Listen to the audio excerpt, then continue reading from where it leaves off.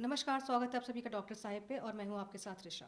तो दर्शकों, आज के इस वीडियो में हम बात करेंगे कि नवजात शिशु जो होते हैं उनके खान पान किस तरीके की होनी चाहिए, उन्हें कब हमें लिक्विड देना चाहिए, कब सॉलिड देना चाहिए, किस एज पे क्या स्टार्ट करना चाहिए। और इस टॉपिक पे बात करने के लिए हमारे साथ डॉक्टर समीक्षा शर्मा है, जो कि बिहार की जाने मानी पीडियाट्रिशियन है। स्वागत है मैम आपका। Thank you so much. तो मैम, आजकल हम लोग देखते हैं कि जब बच्चे होते हैं तो इस जी। चीज़ पे बहुत ही ज़्यादा कन्फ्यूज़न होती है कि बच्चे को कब पानी स्टार्ट करना चाहिए, कब दूध स्टार्ट करना चाहिए, कब तक माँ का दूध पिलाना चाहिए। तो मैं आपसे जानना चाहती हूँ कि किस महीने के बाद बच्चे को माँ का दूध छोड़ना चाहिए।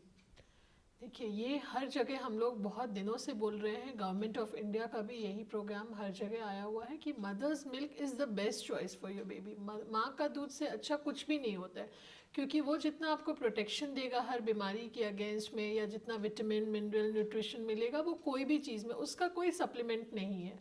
तो फर्स्ट 6 मंथ्स आपको बस माँ का दूध पिलाना है। उसमें भी माँ को हम लोग तरीका भी सिखाते हैं पिलाने का, क्योंकि माँ के दूध में ही पानी और खाना दोनों है। माँ के आगे वाले दूध में, जिसको फोर मिल्क कहते हैं, उसमें उससे बच्चों की प्यास मिटती है, ठीक है, वो पानी जाता है। पीछे वाले दूध से, जिसको कि हाइंड मिल्क कहते हैं, उससे बच्चों की भूख मिटती है। तो एक बार में एक तरफ का दूध पिलाना है, फिर अगली बार में दूसरे तरफ का दूध पिलाना है। तो 6 मंथ्स तक बहुत लोग का मिसकंसेप्शन है कि नहीं, ऊपर से हम दूध पानी भी पिलाएंगे दूध के साथ साथ। तो माँ के दूध में ही पानी खाना दोनों होता है, तो उसमें आपको अलग से कुछ भी देने की ज़रूरत नहीं है। फर्स्ट 6 मंथ्स पे आप बस माँ का दूध दो। आफ्टर 6 मंथ्स आप सेमी सॉलिड फूड देना शुरू करो, ठीक है, खिचड़ी देना शुरू करो, दलिया देना शुरू करो, एप्पल प्यूरी, कुछ भी जो भी आपको लगे सेमी सॉलिड है, कोई भी फ्रूट्स का प्यूरी। और 1 at a टाइम वाला वीनिंग वाला प्रोसेस हम लोग लेते हैं कि आप फर्स्ट 5 डेज कोई एक चीज़ लो, नेक्स्ट 5 डेज वो जो फर्स्ट चीज़ लिया है आपने, मान लो आपने खिचड़ी लिया है, तो आपने फिर खिचड़ी के साथ आप दलिया खिलाओ, उसके बाद खिचड़ी दलिया एप्पल प्यूरी खिलाओ। कि अगर फूड एलर्जी होती है बच्चों को, या फिर कोई चीज़ नहीं डाइजेस्ट कर पा रहा है आपका बच्चा, और किसी चीज़ से लूज टूल हो रहा है, तो आपको पता चले और आप उस चीज़ को बंद करके फिर दूसरी चीज़ पे स्विच कर जाओ। तो मैम, आपने कहा कि बच्चों को 6 महीने तक सिर्फ माँ का जी। दूध ही देना चाहिए जी। क्योंकि उनके लिए उसमें पानी खाना सब कुछ होता है। लेकिन अगर किसी कारण की वजह से माँ दूध नहीं पिला पा रही हो, मतलब कि अगर पर्याप्त मात्रा में दूध नहीं बन रहा है, तो ऐसे सिचुएशन में क्या करना चाहिए।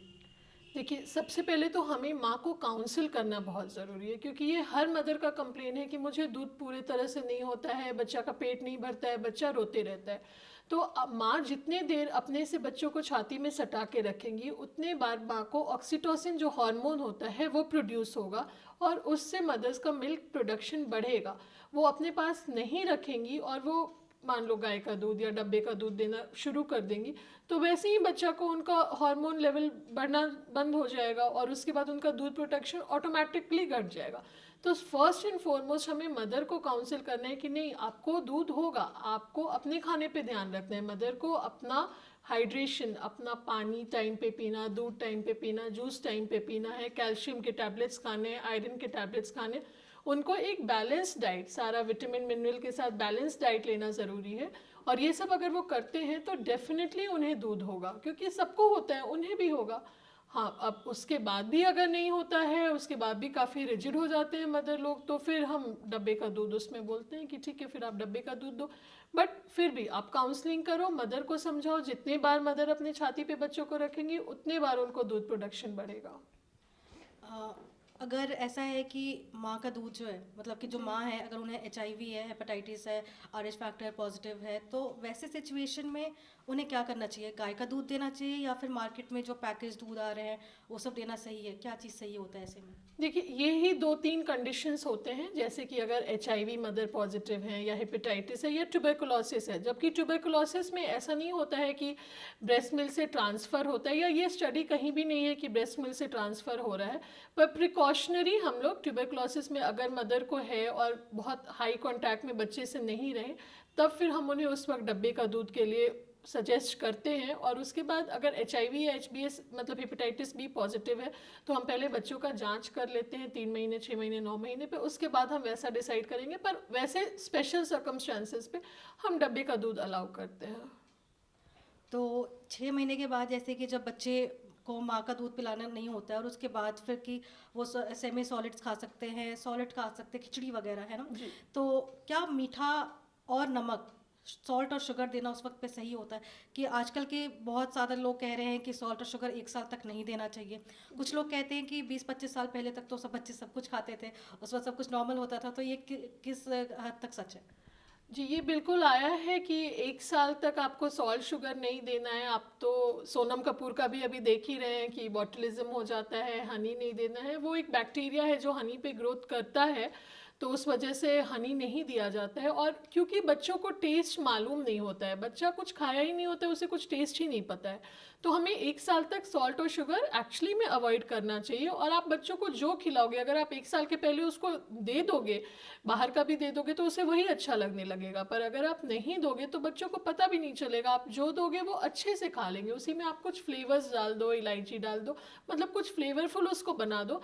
पर सॉल्ट और शुगर अभी 1 साल तक के लिए अवॉइड करना चाहिए। और गाय का दूध भी 1 साल के लिए अभी, क्योंकि वो सब पचाने में मुश्किल होता है, जैसे गाय का दूध होता है, ये पचाने में मुश्किल होता है। और सॉल्ट और शुगर भी बोला जाता है कि 1 साल तक आप अवॉइड करो, 1 साल के बाद आप धीरे धीरे इंट्रोड्यूस करो। और बच्चे को वैसे भी टेस्ट नहीं पता है, तो आप जो दोगे वो खा लेंगे।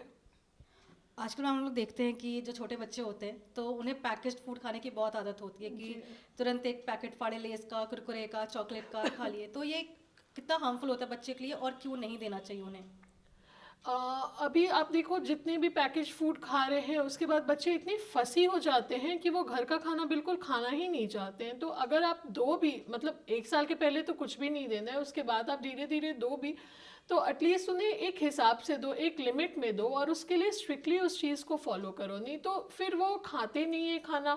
उसके बाद उसके वजह से सारे पेरेंट्स लेके आते हैं कि हमारे बच्चे को कॉन्स्टिपेशन हो रहा है, क्योंकि बच्चा तो कुछ साग सब्जी फल आजकल के बच्चे खा ही नहीं रहे हैं, तो उनको फाइबर ही नहीं जा रहा है, वो बस पैकेज फूड खा रहे हैं। उसके वजह से कभी इन्फेक्शन लेके आते हैं, कभी डायरिया लेके आते हैं, कभी कब्जियत लेके आते हैं। आज पहले के बच्चे को कहाँ उतना कब्जियत होता था, अब तो आप देखोगे हर पेरेंट आएंगे कि हमारा बच्चा 4-4 दिन पे पॉटी करता है, 2-2 3-3 दिन पे पॉटी करता है।